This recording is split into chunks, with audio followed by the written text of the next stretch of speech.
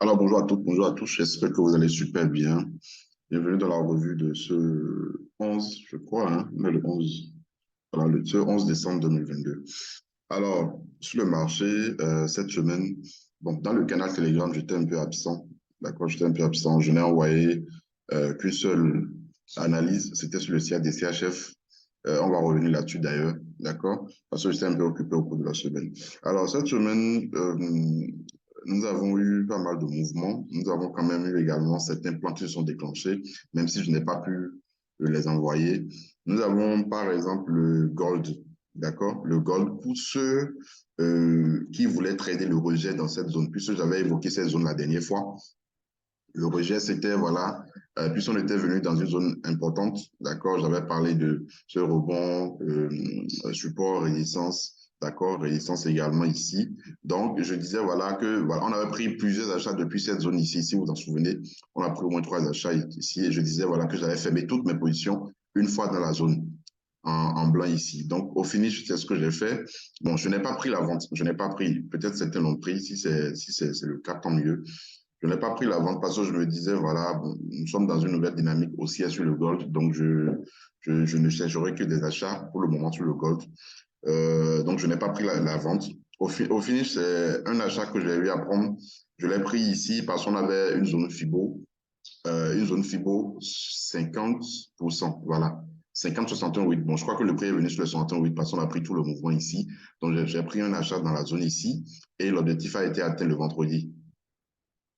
Tu vas être atteint le vendredi. J'irai sur le graphique H4. Vous allez voir. Voilà, donc ça a quand même pris beaucoup de temps parce que je crois que c'était mercredi, jeudi. Ça a consolidé pendant pas mal de temps avant finalement de décoller. Donc l'objectif a été atteint. Donc comme vous le savez toujours, c'est la patience. Si vous voulez trader avec notre stratégie, vous devez vraiment être patient. Vous allez voir, il y a des fois même on ne prend pas de position. Il y a même des fois où aucun de nos plans ne se déclenche. Pourquoi? Parce que voilà, pourquoi on ne prend pas de position du moins? C'est justement parce que aucun des plans ne se déclenche. Donc, qu'est-ce qu'on fait dans ce cas? On attend simplement, ou si vous voulez, si vous êtes habitué aux ordres différés, vous placez vos ordres différés et puis vous attendez, vous surveillez de temps en temps. Donc, voilà ce qu'on a eu au cours de la semaine. Le gold s'est déclenché finalement et puis on est rentré, on est sorti. Donc, ça revient encore au même. Le plan n'a pas changé, un peu comme ce qu'on a dit la semaine passée. On attendra la cassure de la zone ici, d'accord? Cassure, pullback pour pouvoir rentrer à l'achat.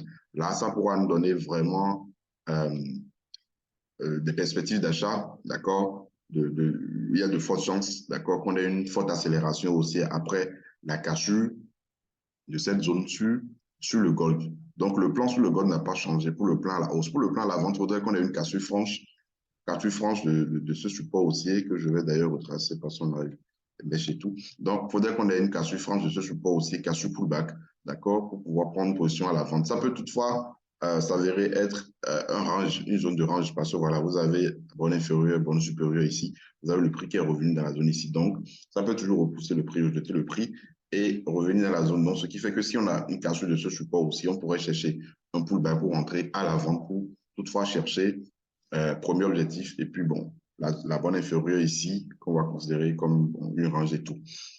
Voilà. Alors, après le gold, l'euro USD, l'euro USD, je vais d'abord passer sur le graphique daily. Vous allez voir. Donc, l'euro USD, qu'est-ce que nous avons eu? Là également, le plan s'est déclenché. Donc, comme moi, je vous l'ai dit, je n'ai pas pris de vente. Donc, c'est-à-dire, je n'ai pas acheté le dollar au cours de la semaine. Je n'ai pas acheté le dollar. Parce que voilà, le rejet ici, c'était une hausse du dollar. D'accord? C'était une hausse du dollar. Donc, j'avais parlé de ce rejet. Je disais, voilà, je ne prendrai pas d'achat sur le, comment on appelle ça? Sur l'euro USD ni de vente tant qu'on ne passera pas au-dessus de la résistance baissière d'Eli et de cette résistance ici, là sur le graphique d'Eli, voilà, à cause de ce niveau également. Voilà, donc les 1,0643, d'accord, sont un niveau vraiment important à surveiller. Donc, pour ma part, je me dis, voilà, il faudrait qu'on passe au-dessus de ce niveau. Maintenant, toutefois, en unité de temps inférieur, on a quand même beaucoup d'espace. On a près de 100 pips qu'on peut toujours aller chercher. Donc, au cours de la semaine, il y a eu un achat qu'on a eu à prendre ici. C'était ici, je vais sur le graphique H4. Voilà. C'était ici. Je crois également, voilà, c'était exactement un 50% FIBO.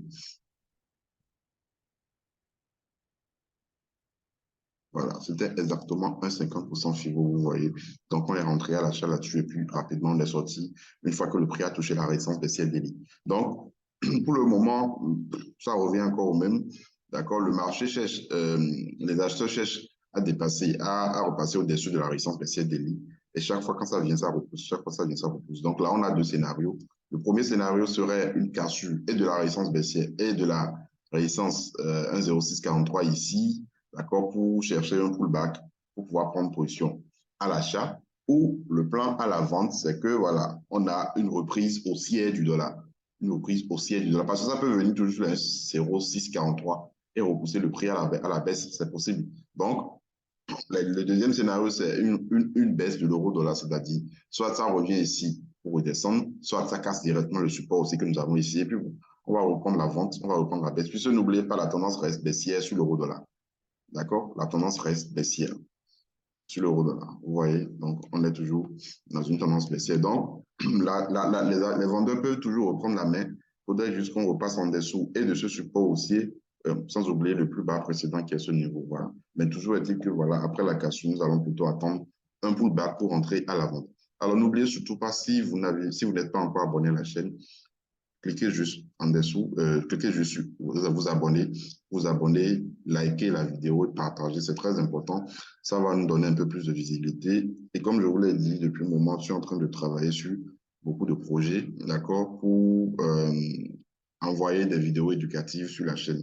D'accord, il y aura plutôt très bientôt des vidéos beaucoup plus de qualité, d'accord, des vidéos éducatives de formation et tout. Il y aura toute une playlist qu'on aura à créer. D'accord, on va parler un peu de tout, d'accord, sur le Forex. Voilà, donc, déjà, si ce n'est pas encore le cas, si vous n'êtes pas encore abonné, abonnez-vous à la chaîne, likez nos vidéos, partagez surtout à vos amis. Voilà. Et n'oubliez surtout pas la promotion que nous avons actuellement, la promotion sur notre formation et la stratégie de tracement de Fibonacci avec les différentes combinaisons qu'on utilise, sans oublier, voilà, la psychologie, d'accord? Je l'ai toujours dit, il faut être extrêmement patient si vous voulez trader avec la stratégie. N'oubliez pas, d'accord, si vous êtes intéressé par la formation, actuellement, nous sommes en promo jusqu'au 25 décembre.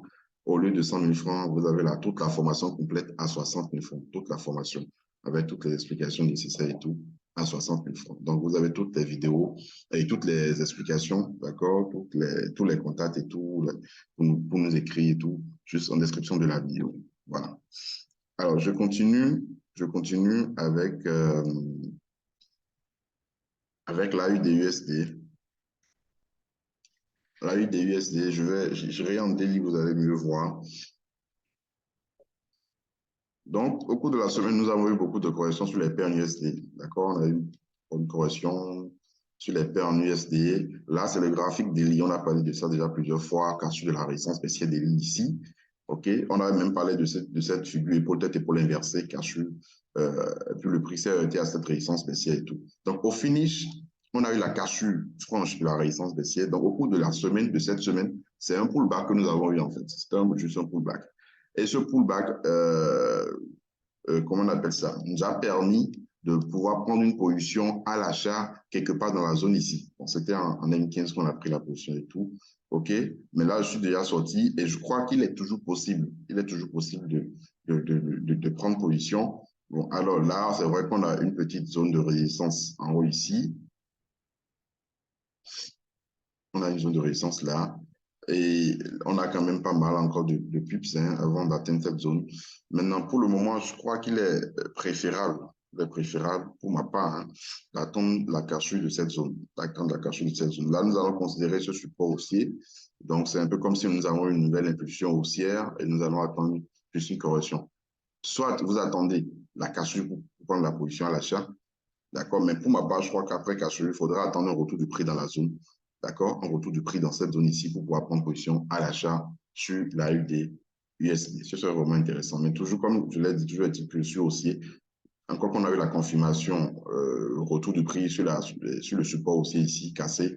Donc, ça me donne une bonne confirmation. Donc, je serai plutôt haussier, à moins qu'on réintègre, d'accord, à moins qu'on réintègre la droite de tendance. Sinon, pour le moment, je serai haussier sur la UD USD. Donc, c'est un très bon plan qu'on aura à surveiller. Le GBP USD.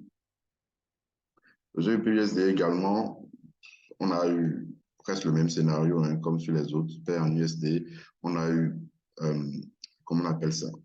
On a eu une correction, voilà. Bon, mais là, je crois que le plan s'est quand même bien déroulé parce que voilà, c'était un retour du prix sur le support haussier, comme on l'avait dit. Pour prendre position, c'était un retour du prix sur le support haussier. Euh, je crois également que c'était une zone FIBO, si je me trompe. Mais j'ai quand même pris position, pas forcément à cause du FIBO, mais à cause de cette zone que vous avez ici. Voilà. De cette zone que vous avez ici. Voilà, sur cette résistance qui devient support ici. Je vais voir. Alors, qu'est-ce que nous avons? Voilà. Donc, c'était effectivement un 50% FIBO. Voilà, je ne me rappelle plus trop ce pourquoi j'avais pris la position. C'était un 50% FIBO, mais également à cause de ce niveau qui avait été cassé et tout. Et donc, le prix est venu retester pour repartir à la hausse. Donc, c'était une très bonne entrée, OK, sur l'AUD et sur le GBP USD. Donc, là également, nous sommes dans l'indécision. Bon, les acheteurs n'arrivent toujours pas à casser la zone que vous avez ici. Donc, c'est un peu presque comme le scénario sur l'euro-dollar, voilà, un peu, à peu près le même scénario comme sur l'euro-dollar. Donc, il faudrait qu'on passe au-dessus de la zone ici, qu'on ait un pullback pour pouvoir entrer à l'achat sur le GBP USD. Comme ça peut toujours faire un rejet, et là, nous aurons un double top, un magnifique double top, d'accord, où on cherchera à prendre maintenant une vente si cachée de ce support aussi et anticiper avec comme ligne de cours ce niveau. Voilà. Si on devrait avoir ce rejet, quoi, on aura ce niveau comme ligne de cours. Donc, voilà ce que vous avez sur le GBP. Je vais passer en délit, vous allez mieux voir pourquoi j'ai identifié cette zone. Voilà, c'est cette zone-là ici.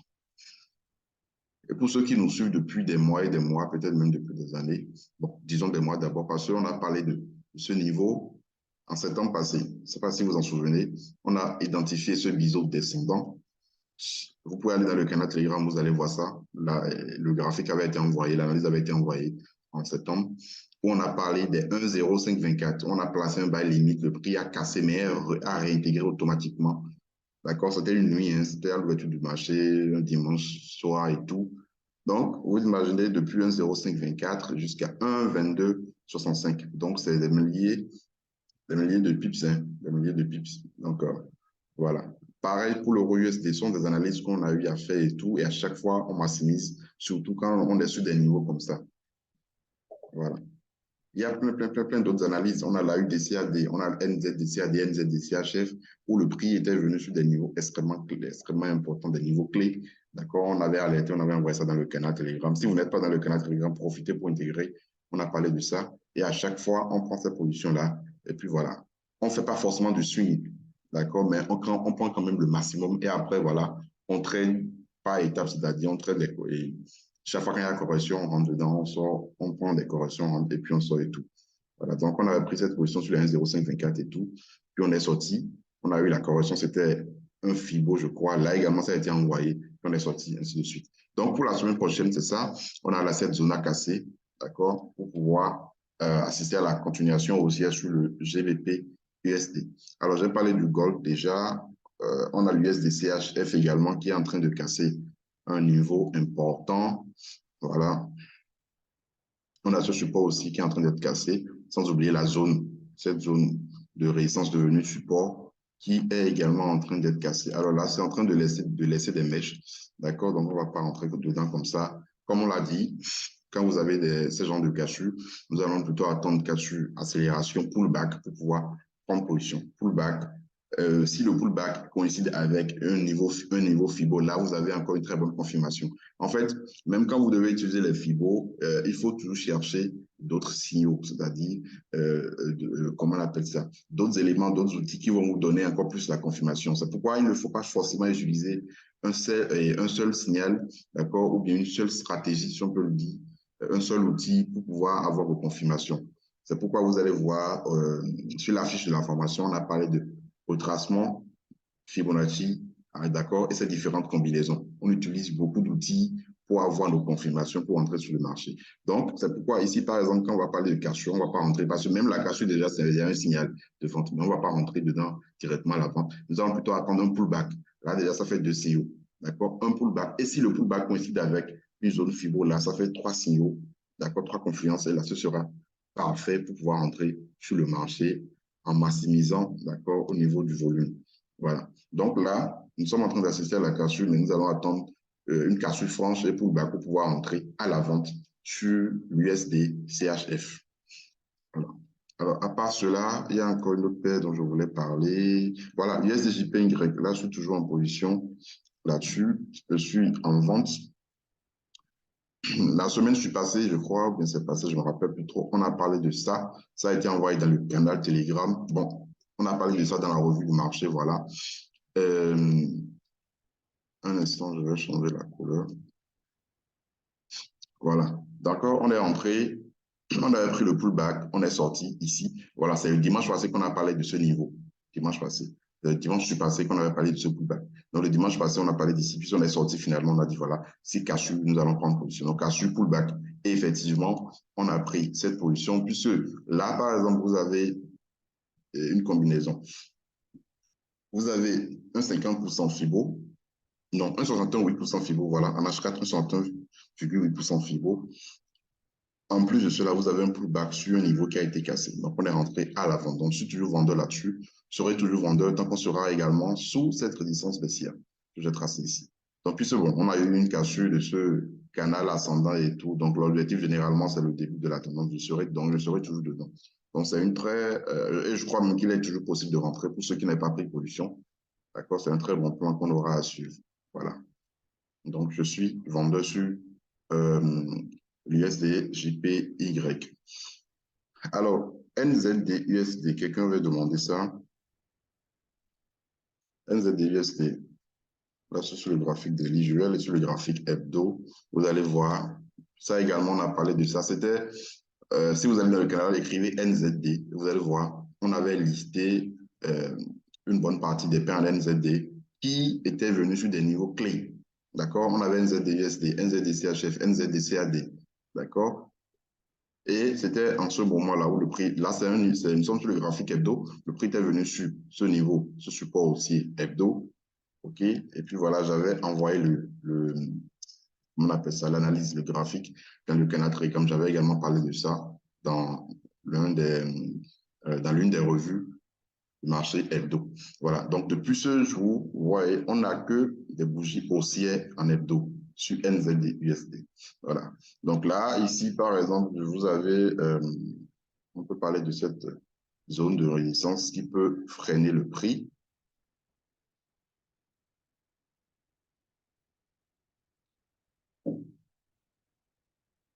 Voilà.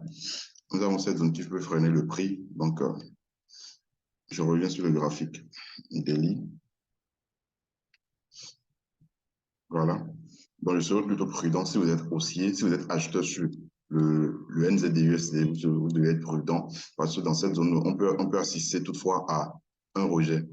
D'accord? À un rejet. Donc, il faut être vraiment extrêmement prudent. Sinon, si cassure, voilà, il est toujours possible de rentrer. Alors, là, je suis sur le graphique daily, hein, je vais passer sur le graphique H4, on va voir.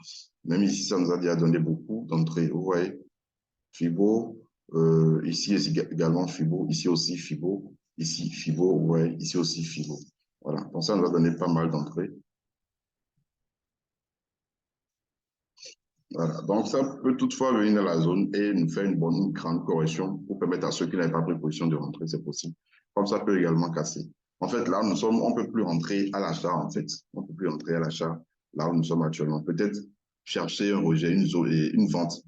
Quand le prix viendra dans la zone ici, il est possible de chercher une vente, d'accord, sur NZD, CHF. Et là, ça dépendra également de tous les outils, hein, les bougies de confirmation, bougies de retournement et tout, d'accord, avant de chercher à rentrer à la vente là-dessus. Sinon, si le prix passe au-dessus de la zone, là, on risque d'aller chercher la résistance baissière hebdo daily que vous avez en haut ici. Voilà.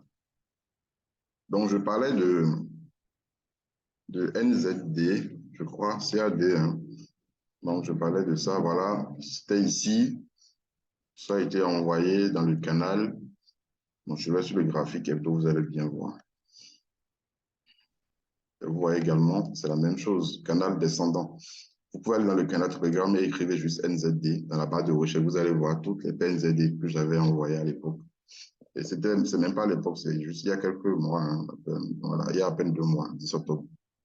D'accord? Donc, depuis le rebond ici, on avait eu le rebond avec cette droite ici et également la bonne inférieure du canal que vous avez ici. Donc, on a pris l'achat que vous voyez. Au finish, ça a même cassé cette résistance baissière dont on avait parlé en temps ici également. Donc là, haussière, nous sommes sur une dynamique haussière, voilà, depuis pas mal de semaines, depuis au moins 2 mois, comme ça. Et là, en route pour aller chercher la bande supérieure du canal descendant hebdo. Voilà. NZDCAD, NZDCHF également, je crois. Voilà. Donc ça, c'était un biseau d'élargissement. C'est un biseau d'élargissement. Et je crois qu'il est toujours possible d'entrer à l'achat. Bon, il est toujours possible de chercher une entrée à l'achat.